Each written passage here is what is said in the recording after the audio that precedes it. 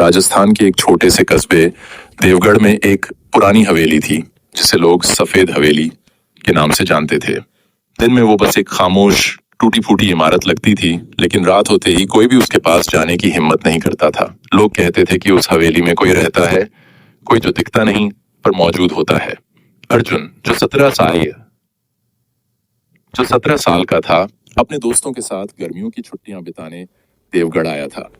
शहर में पढ़ने वाला अर्जुन इन भूत प्रेत की बातों पर बिल्कुल यकीन नहीं करता था।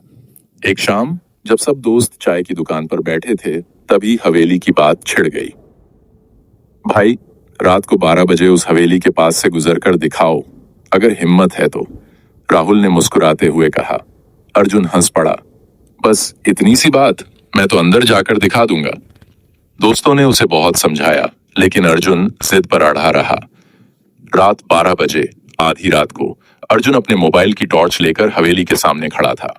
हवा बिल्कुल ठंडी थी और अजीब सी खामोशी चारों तरफ फैली हुई थी, जैसे हवा भी रुक गई हो। हवेली का बड़ा सा लकड़ी का दरवाजा था और हल्का हल्का हिल रहा था।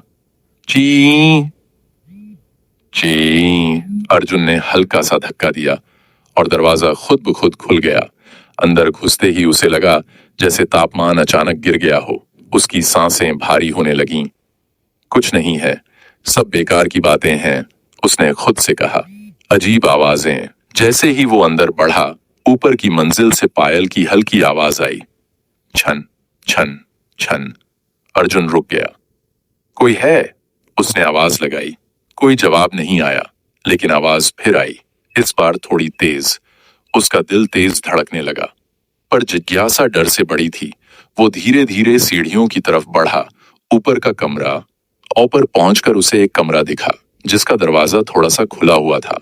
अंदर से हल्की सी रोशनी आ रही थी, जैसे कोई दिया जल रहा है। आओ। अर्जुन ने दरवाजा खोला। कमरे के अंदर सब कुछ पुराना था, फर्नीचर, दीवारें और एक बड़ा सा आईना। लेकिन सबसे अजीब बात यह थी कि कमरे में कोई नहीं था।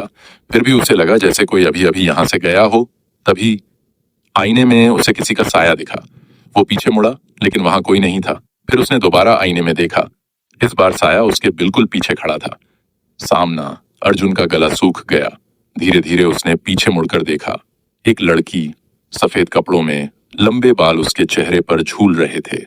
वो जमीन से थोड़ी ऊपर थी, जैसे हवा में तैर रही हो। अर्जुन की टॉर्च उसके हाथ से गिर गई। तुम यहां क्यों आए हो? एक धीमी टूटी हुई आवाज गूंजी। अर्जुन कुछ बोल नहीं पाया। इस घर में कोई नहीं आता, कोई भी नहीं। अचानक कमरे का दरवाजा जोर से बंद हो गया।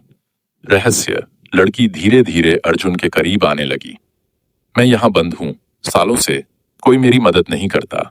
अर्जुन ने हिम्मत जुटाकर पूछा, तुम कौन हो? लड़की ने धीरे धीरे अपना चेहरा उठाया। उसकी आंखें खाली थीं, जैसे उनमें कोई जीवन नहीं बचा हो। मेरा नाम राधा था। उसने बताया कि कई साल पहले इस हवेली में उसका परिवार रहता था।